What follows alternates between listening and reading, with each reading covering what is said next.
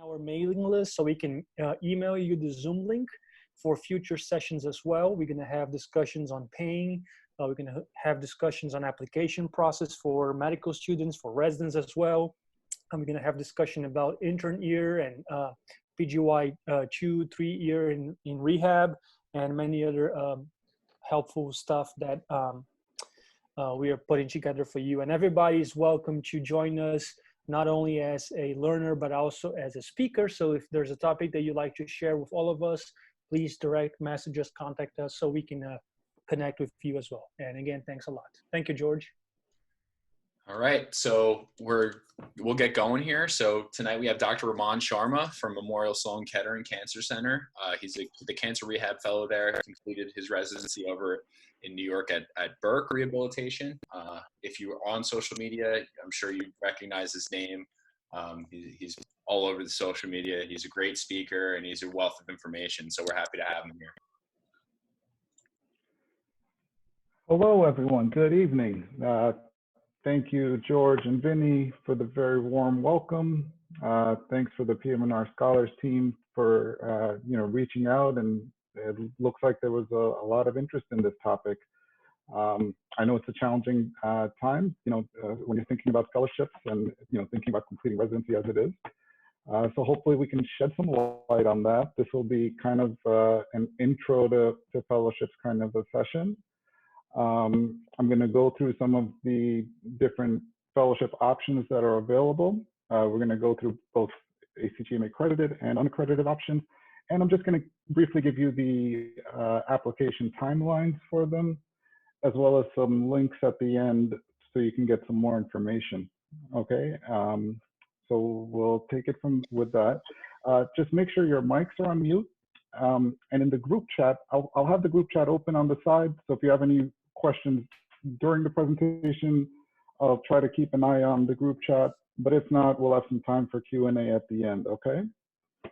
All right, so it sometimes feels like a very wizarding world of fellowship options in PM&R. Remember when you were back in medical school and you were choosing a specialty? Well, congrats, you already chose the best specialty, and that's totally my unbiased objective assessment. But it really is, because if you look at the data from the NRMP regarding the available positions for SOAP, for the last 4 years, there have been 0 positions in PM&R because it is that hot right now. Right.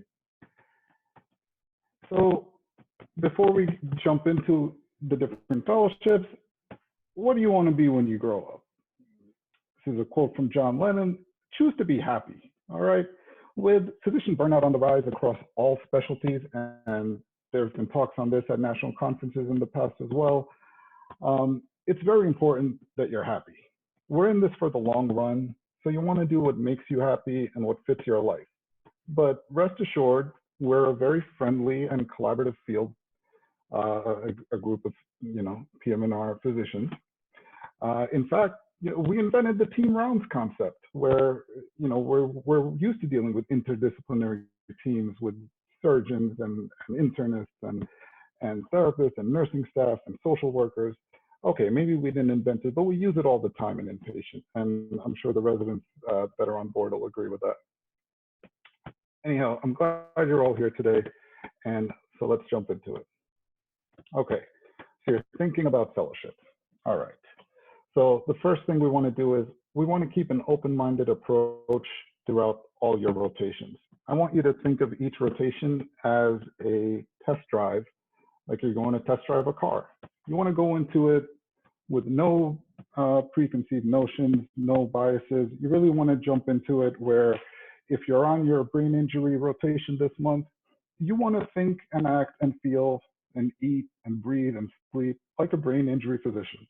You want to just jump into it because you really don't know what you might like or hate, depending on what other insight you may have gotten before actually living the rotation, having that experience. Similarly, in medical school, I'm sure you may have had classmates, or you yourself. You may have walked into med school thinking, you know what, I'm going to be a pediatrician. That's what I love. And then Maybe you hit your surgery rotation and you're like, you know what? Maybe I love this. Or, well, in this case, if you're tuning into this chat, it was probably your PM&R rotation. And you decided this is what you really love. And it wasn't what you were expecting going into it. So keep that open-minded approach throughout rotations. Someone that I reached out to for some advice, Dr. Escalon, who's the residency program director at Mount Sinai in New York, he wanted me to make sure I remind you all to think about the patients and the medicine. So don't just simply choose a fellowship because of a cool attending that you enjoyed working with, and you're like, it'd be great to work with him or her the rest of the year for another year. And I'll add to that. Don't just do it because you'll be at a university with your favorite football team, and that's why you want to go to that fellowship. Really think of the patients and the medicine, because that's the patient population and that's the medicine that you're going to be working with the rest of your life and dedicating your career to. So you really want to make sure that you're going into what you want. Secondly, you want to discuss your career interests with your program director early. You want to create a scholarship plan centered around your areas of interest. So this is twofold. One, it confirms your interest in the field or your disinterest if you find out this isn't really what you're interested in. And it also demonstrates a level of commitment to the field. So when you're scholarship, I mean, start working on research projects, start working on posters, ask attendings or senior residents how you can get involved, or if they have a case study that you can work on. I know the PM&R Scholars group, they had a lecture discussion a few weeks back on how to get into research projects and how to, especially get into that during this time. You want to work with your program director to identify mentors. And my advice is you want mentors at different stages. You don't just want one mentor. You want a faculty member to be a mentor. You want someone who's currently in a fellowship. If you're interested in sports medicine, you want to find a sports medicine fellow nearby or even online. And this we'll touch on social media as well, and utilizing that to find mentors and find guidance. So you'd want a faculty mentor, you'd want someone who's currently in fellowship, and possibly a senior resident. Because what you've done now is you've created a path for yourself where you can get a different point of view from each person, a different viewpoint at each stage of that career. So they'll all have something different to tell you for being in your shoes, and you can really benefit from their experience moving forward. In addition to that, the AAP national organization, AAPM&R, and I'm also a little more familiar with, for any of you tuning in New York, there's a New York Society of PM&R. They all have mentor-mentee programs. This is where they pair you up with someone a little further in residency so that you can answer a lot of these questions and help find your direction. Equally important is avoiding naysayers and the ones that are draining your energy, like dementors, if you want to call them that, I guess. So avoid the dementors, okay? Some positives from the fellowship point of view. So is fellowship really necessary to reach your particular career goals? Some positives, well, you get more in-depth education in a subspecialty, so you acquire some advanced skills. It is a path towards academia. You will be considered an expert in the field. This does add to your marketability. You'll have direct mentorship the rest of your career for the attendings that you had in this fellowship. And well, you get to put off the real world for another year. But that also brings up another point. How many years do you want to remain in training? Because that's a decision to make. Do you want to go straight into practice, or do you want to train for yet another one and another one? Some people go into multiple fellowships, but you want to be careful. You don't want to get carried away like Khaled here and just stay in training forever. A study by Yang that was published in 2016 showed that 72% of chief residents did go on to pursue fellowship. Of those that entered into pain, sports, or spine, 85% of them felt comfortable practicing in a non-interventional spine or MSK position after graduation without a fellowship. And the data from here is based on AAPM&R and ABPM&R surveys that were done in 2007, 2008, at which time 62% of overall graduates applied for fellowship compared to 15% of graduates in 2000. So from 2000 to 2008,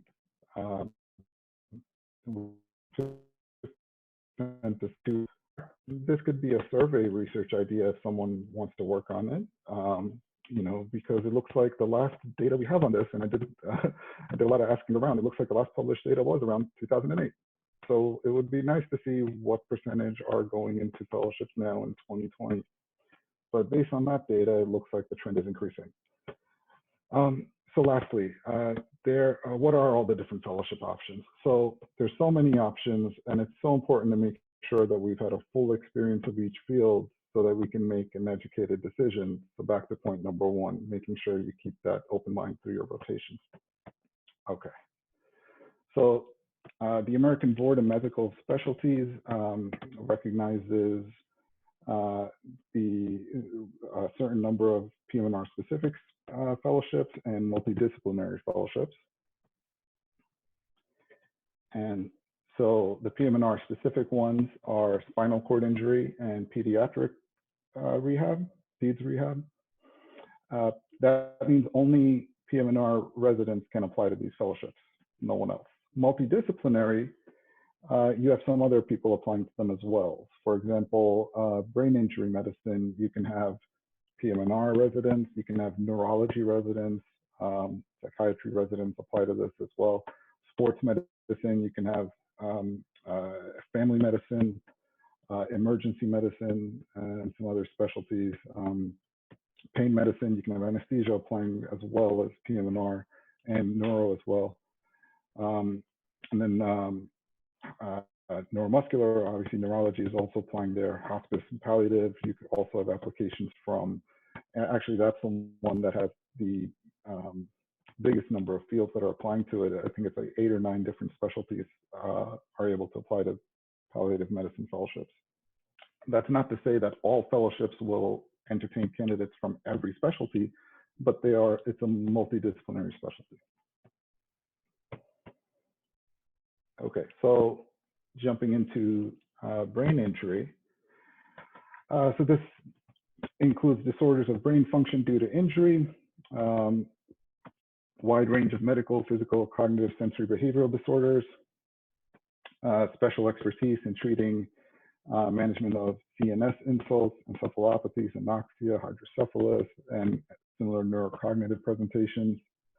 So this has been a recognized field since 2014 by ABPM&R, and it's also co-sponsored by the American Board of Psych and Neurology. There are 21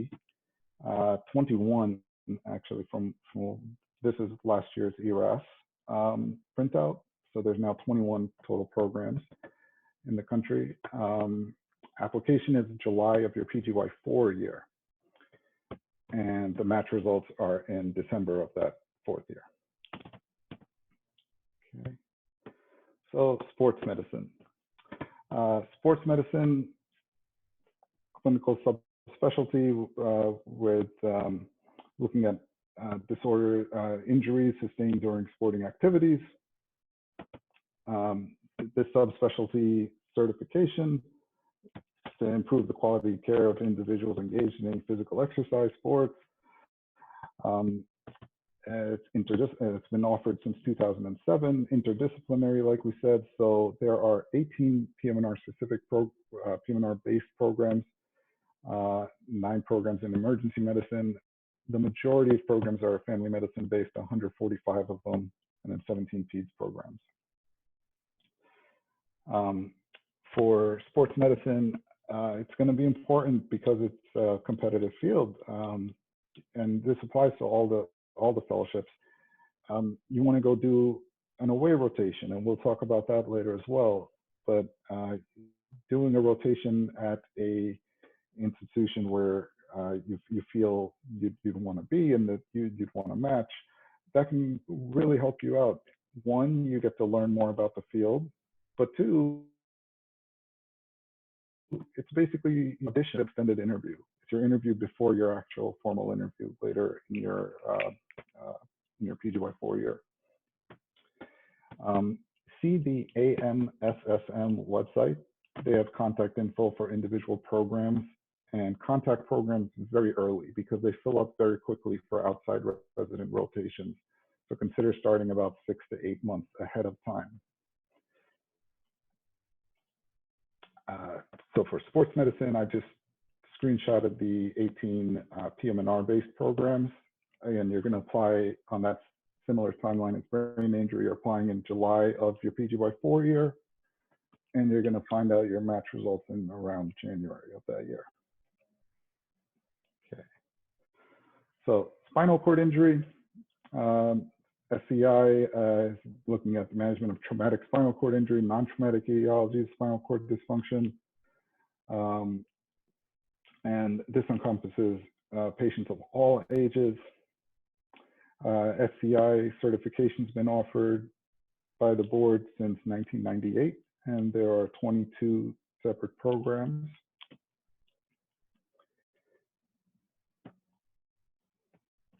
A timeline for applications. So they do not participate in ERAS. The application is through the Academy of Spinal Cord Injury Professionals website, and they have a common application with all these programs, and that's going to be, again, in that summer, starting your PGY4 year in August, and you'll get those match results in October of that year. All right, pain medicine. So pain medicine, we're looking at the diagnosis, treatment of the entire range of pain disorders, acute or chronic, in both the inpatient and outpatient setting. You'll learn a wide variety of interventional procedures, fluoro-guided epidural injections, caudals, interlaminar transforaminals, facet injections, medial branch blocks, RFAs, ablations, and so forth. KYPHOs, spinal cord stimulator, and procedures, and on all of this. So the pain medicine certification has been offered since 2000. Now, the ABEM co-sponsors this with the American Board of Anesthesia, Anesthesiology, and Psych and Neuro. So there are, the majority of programs here are anesthesia-based. So about 87 or more programs actually are anesthesia-based, and there's about 10 programs that are purely PM&R based. Now, what based means that that's what their faculty is, and that's what their program directors are, and that's what the program is chartered under that division of the hospital. And there are a handful of neurology programs. I don't have the exact number for how many.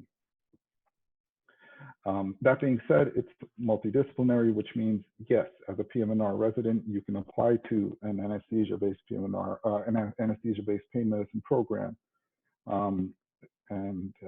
You know, the anesthesia residents can apply to the PM&R-based programs as well. Now, there's a few different tracks here. I'm just going to touch on this briefly. I understand your very dedicated PM&R Scholars team is working on a talk specifically for pain medicine, since there's so many questions around it. But just briefly, there are 3 tracks.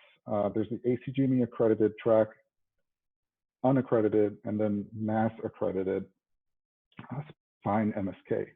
So just briefly again, the accredited, this is the positives here are you're going to have a common curriculum among all the programs. So this would be best for an academic career track. And this is the division in which you'll be able to sit for the subspecialty board examination through American Board of Medical Specialties for Pain Medicine. Okay, so unaccredited, and the NAS accredited. So the curriculum is different per program. Expectations may vary per program, where your workload could be vastly different from one program to another. You may take the American Board of Pain Medicine.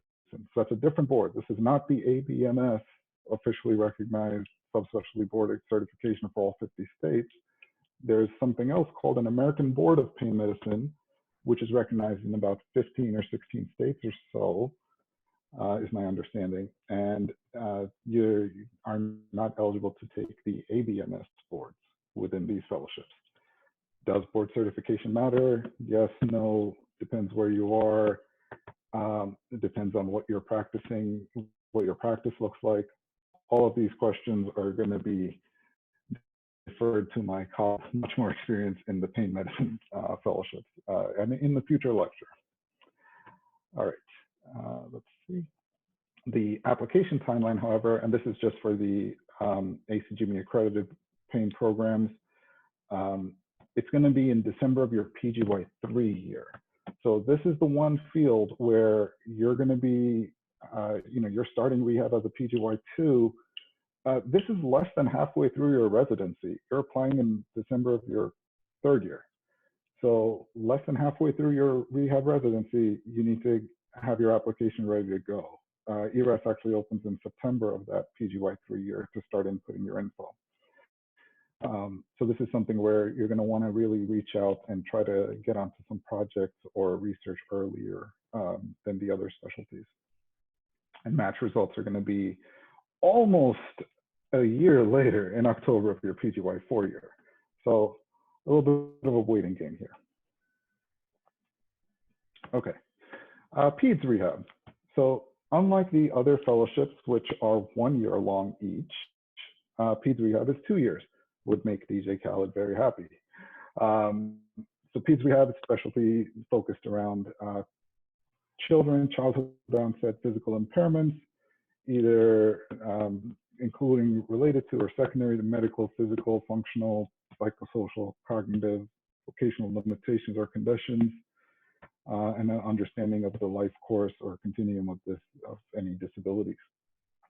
So certification in Peds Rehab has been offered since about 2003, and there are 21 PM&R based programs. Now, several programs do offer a combined Peds PM&R residency track in addition to the fellowship.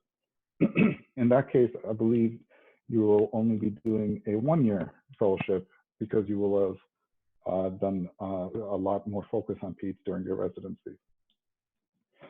So the Peds Rehab timeline, its application is via ERAS, September of your PGY4 year, and match results are going to be just a couple of months later in December of your PGY4 year.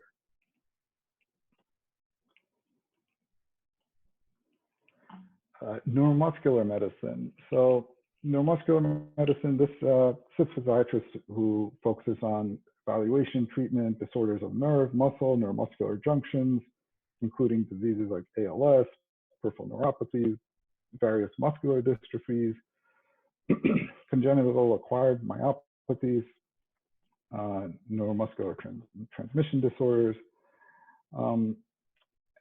Now, we don't want to confuse neuromuscular medicine with EMG fellowships. So neuromuscular medicine subspecialty boards are through ABMS, which is American Board of Medical Specialties. EMG boards are through the AANEM. It's not recognized by the ABMS, but it's acknowledged widely everywhere else. And this is where you primarily have PM&R residents. The application is directly with individual programs. The application dates vary for programs, but they're generally early in their PGY4 year. So to sit for the EMG boards, you need to be boarded in either PM&R or neurology, have an active state medical license, and complete an additional 200. So you will be completing 200 EMGs to graduate residency.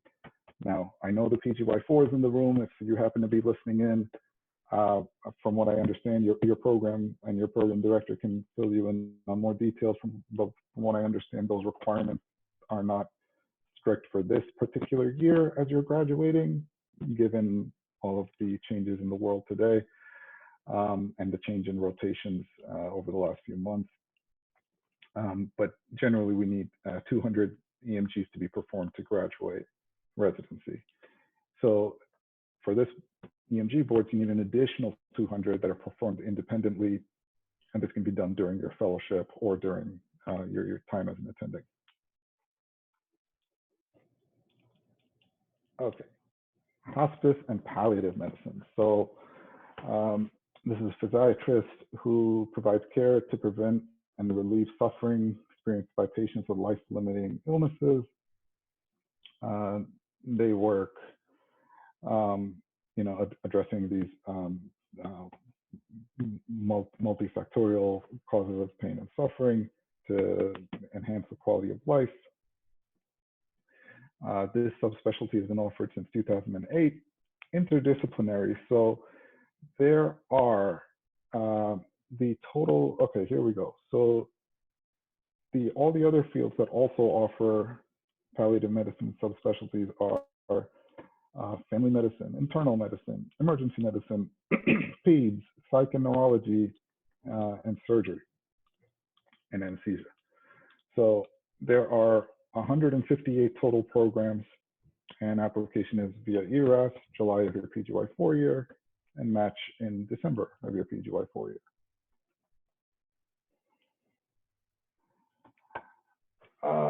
So now we're going to touch on unaccredited specialties. The PM&R specific ones are MSK spine,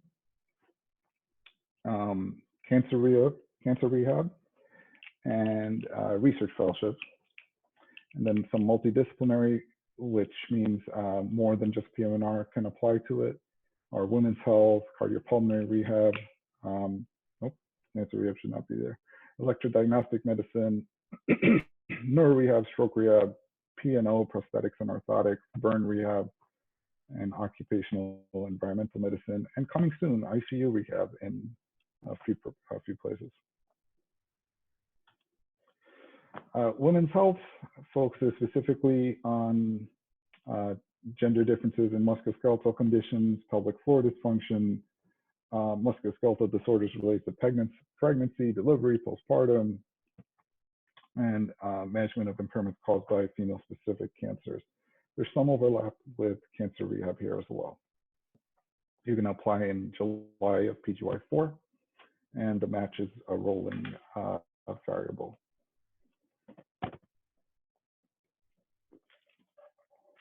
Cardiopulmonary rehab. So your goal here is to restore and improve function, limit disability, minimize risk to optimize cardiac function, cardiac conditioning through exercise and education specific to patients with heart disease. You're applying again in July of your PGY 4-year directly with the programs. This is not through ERAS, and it's a rolling match.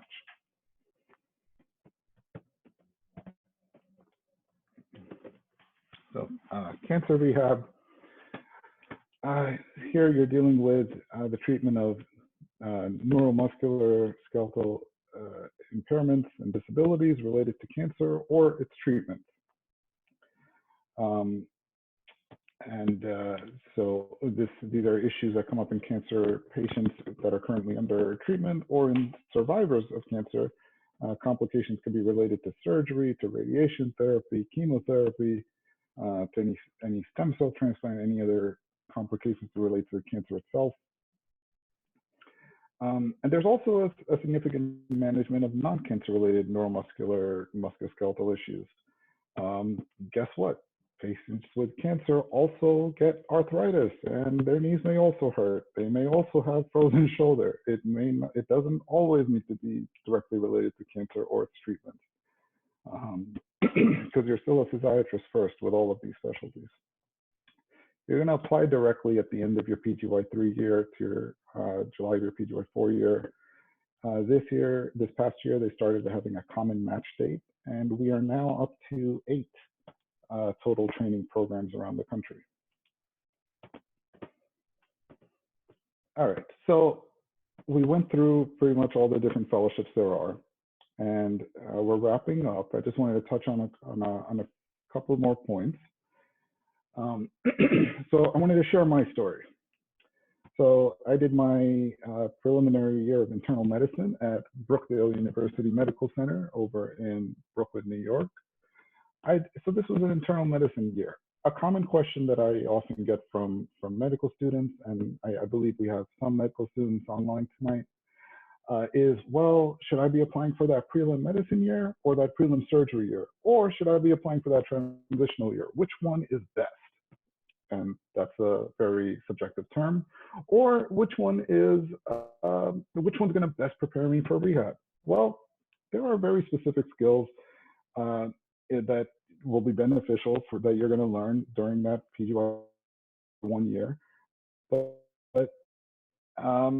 first year programs are going to train you to be efficient. They're going to train you, you're going to learn to prioritize multiple tasks. If not, you're going to drown. So you're going to learn to prioritize multiple things at once. And you're going to learn to be organized. Surgery and IM, they each have skills that are useful for rehab.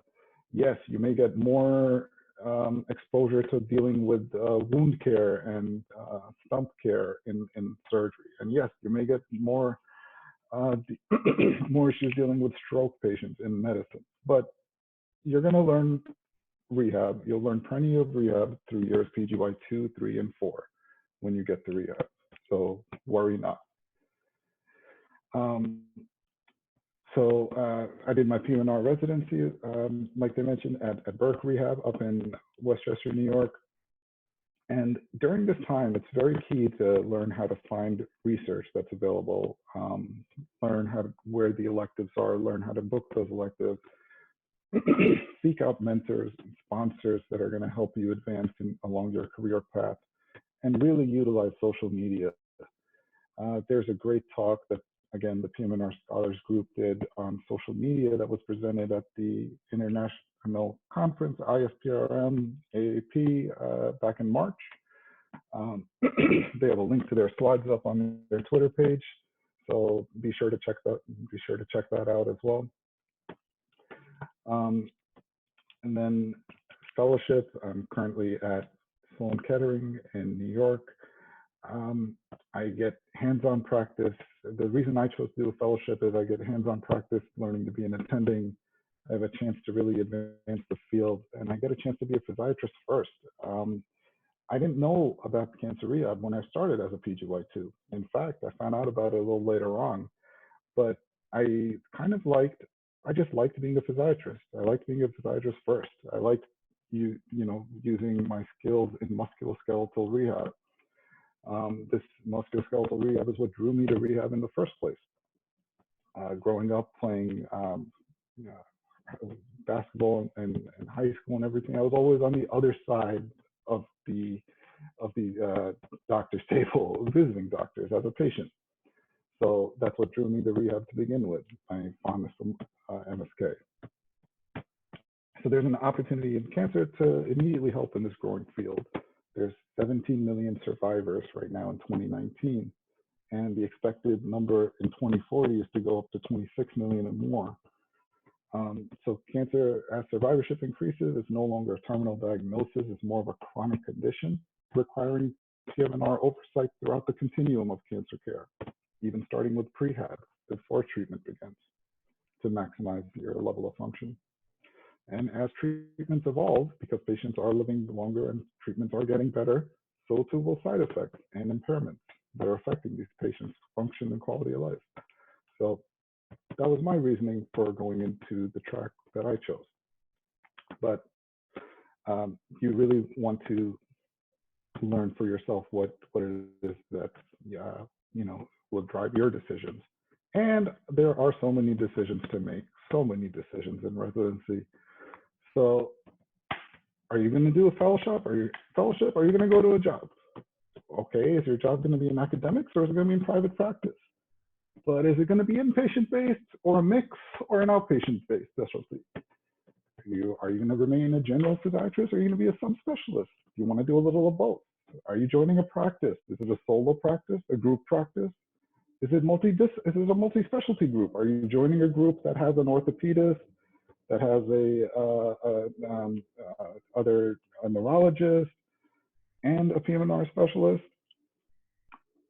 Or are you joining a specialty which is just a number of physiatrists, maybe a pain specialty with a number of physiatrists? Okay. If I haven't overwhelmed you yet, I hope you haven't reached the point where you're thinking of changing specialties, because this is still an awesome specialty to be in. And I really hope you're not at this point where you're thinking of leaving medicine altogether. You may have gotten the wrong idea from this talk. So, game of loans, interest is coming. So we have to be ready. All right, some key takeaways. Start early. So by that, I mean your PGY2 year, find a mentor, start a research project, take a leadership position, join a national organization. Your third year, PGY3, attend a conference, take some electives, prepare that CV, get working on that personal statement. It does take time to get all of that up and running. And start requesting your letters of recommendation. A key point here, just personally, I know a lot of applications say they need 3 letters of recommendation. It's okay to ask for 4 or 5 or 6. It's okay to ask, because you may not get all the ones you ask for, and you don't want to be, you know, up against the clock trying to get enough letters so that you can complete your application. Okay. But you can still only submit the 3 or 4, whatever it is that your specialty is asking for. And your PGY4 year, apply early for that fellowship. On your interview, on some of the fellowships that are rolling without a match, be prepared to make a decision quickly for outside of the match specialties. Interview advice and tips can also be a future lecture, and I'm sure you have some great leadership here. They'll definitely find some guys to help you, lead you on, get you some good advice there as well. Identify that mentor, and it doesn't have to be in-house. We're going to use social media like we're talking about to go find it. For example, in my residency program, there wasn't anyone trained in cancer rehab or anyone that was working with cancer, specifically with cancer patients. But because of social media, I was able to go and find mentors online, ask them for advice, and then go and do rotations at outside sites where I really got to see that if that was for me. So there's a link to the slides, and the link is also up on the PM&R Scholars Twitter page as well for the social media slides. And again, you're a physiatrist first, with or without fellowship. You're in residency right now. You will always first be a physiatrist. These skills are going to be the foundation to everything else in rehab. Okay. And lastly, remember John Lennon, you want to be happy. Okay. Do what makes you happy. Feel free to connect. I am on Twitter, Instagram. Feel free to email if you need any other advice. And you know, hopefully you're feeling more informed and confident in making your decisions, and you're happy as MJ over here watching along on your laptop tonight. Thank you again for joining us, and stay tuned for future announcements on more great residency content. I just want to give a special shout out, a thank you to Dr. Escalon at Mount Sinai, Dr. Federico Gutierrez at San Antonio, my old program director, Dr. Seidel at Burke, and Dr. Custodio at Sloan Kettering. They all actually looked over this presentation, made sure that everything was accurate for the other specialties that I wasn't as familiar with, and I'm hoping that this was helpful. And here are some links and references to the different specialties where you can get a lot more information, okay? All right, and if there are any questions, I'll keep an eye on the group chat. Otherwise, let's see. Any thought process choosing accredited versus unaccredited in your journey on job market after fellowship? Yeah, so just looking at this question now, yeah, for me, it really came down to what I enjoyed doing and the role that I felt that I felt was a good fit for me and that I was a good fit for the role. So for me, it really came down to the specialty that I wanted to enter and the field that I wanted to practice in. As far as being accredited versus unaccredited, brain injury medicine is a great example. 10 years ago, this was not an accredited specialty, but as they reached a critical mass of a certain number of programs around the country, they applied for accreditation and were granted that, and now they have a board exam for brain injury medicine and so on. So even some of the other fellowships that are unaccredited, I feel that that's something that will be down the line. Okay, importance of doing, oh, whoops, there was a question before that, sorry. How restrictive would it be to practice without a fellowship, joining a brain injury program without doing a fellowship? Yeah, so yes, there are jobs out there. There's plenty of jobs out there. If you've been to any of these national conferences, you're looking over at the job fairs, people are hiring general physiatrists right away. So that's another decision to make. Are you going to do another one and make another 50, 60,000 a year, or are you going to make 4 times that going straight into practice? So that's something to consider at the time. So it's not necessarily restrictive. There are jobs, whether you do a fellowship or you don't do a fellowship, but do what you enjoy is my takeaway message for that. From Vinny, can you tell us more about the importance of doing away rotations during residency? Yeah, I recommend starting early. If you feel like you know what you want to get into, reach out to the program coordinator at the fellowship program that you want to go do your away rotation. They'll let you know what's available. Everything starts first with your program director, because you want to make sure that you're booking this rotation time, that first of all, that you have away rotation time and which block it's going to be in and when you'll be able to go and do that. And then, you can, of course, CC your program director on that after you've had that discussion when you're talking to the fellowship program to find out when the availabilities are. And I would advise doing those away rotations at places that you plan to apply. Next question. The humor and light. Yes, I'm glad some of the humor. It's hard to tell when everyone's mics are on mute, but I was worried if some of it was going over people's heads, but I'm glad that you found some of it useful and funny. Okay.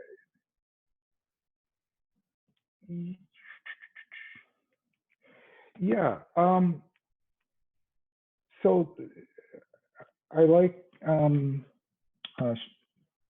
Dr. Davidoff, the question you asked on specifically on why did you still choose, you don't need to do a fellowship, or do you need to, specifically if it's an unaccredited field like cancer rehab.